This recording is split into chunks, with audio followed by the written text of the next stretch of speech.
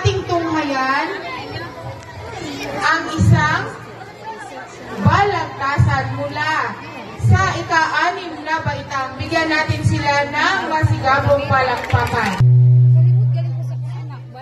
Magandang araw, mga kababayan. Sa araw na ito, ating tunghayan ang mainit na pagtatalo ni Lakan Araya at Lakan Wagas. Sa usaping buwan ng wika, kaninong panig ang dapat pakinggan? Ihanda na inyong isipan at ating alamin ang katotohanan. Buwan ng wika, ito'y mahalaga. Lakan Wagas, hindi mo ba nakikita? Isang buwan maalay sa wika at kultura. Ito'y karapat-dapat lang naman. Sa panahon ngayon, maraming kabataan ang mawala sa landas. Ang pagdiriwang na ito ay nagpapalik tanaw, nagpapalik loob sa lahit kasinangan. Sa bawat tula, awit at sayaw, natututo tayo magmahal sa sariling wika. Sa kulturang minalak, tayo'y magiging tunay na Pilipino. Ang hindi magmahal sa sariling wika ay higit na sa hayop at malansang isla. Kaya dapat magdiwang, pagpalaki ang ating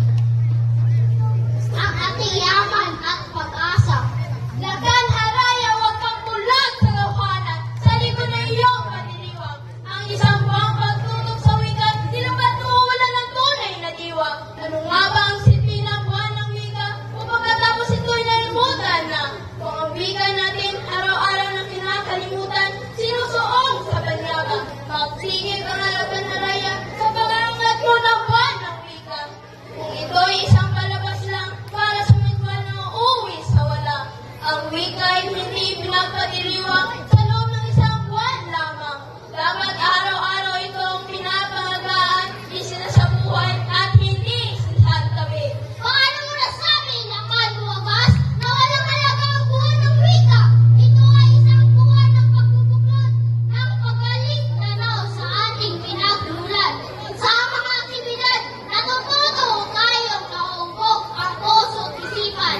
Paano mo nasabi ito'y walang kabuluhan? Anong kasiyahan mo sa iyong pinagmulan? Ang sinasabi ko, Lakan Araya, ay simple at malinaw. Ang wika hindi lamang para sa buwan, dapat araw-araw itong minamahal. Kung pagkatapos sa Agosto'y babalik din tayo sa Indesan Banyaga. Nasaan ang bisa ng buwan ng wika? Kung hindi naman nastentuhan ang tunay na gawa. Tama na pagkatalo, Lakan Araya at Lakan Wagas. Parehong may punto at parehong may saysaya ang inyong mga pahayag. Ngunit sa huli, mga kababayan, tayo ang husga. Kung ang buwan ng wika ba'y sapat na, o dapat ito na higit na sa buhay at ibaglaban. Sa halimbawa na ito, mas maririnig na mas higing damdamin ng bawat tayo na nagiging dahilan ng pag-aaway ng dalawang tauhan. Ang tunay mas kalaban, tulad ng karaniwang nangyayari sa isang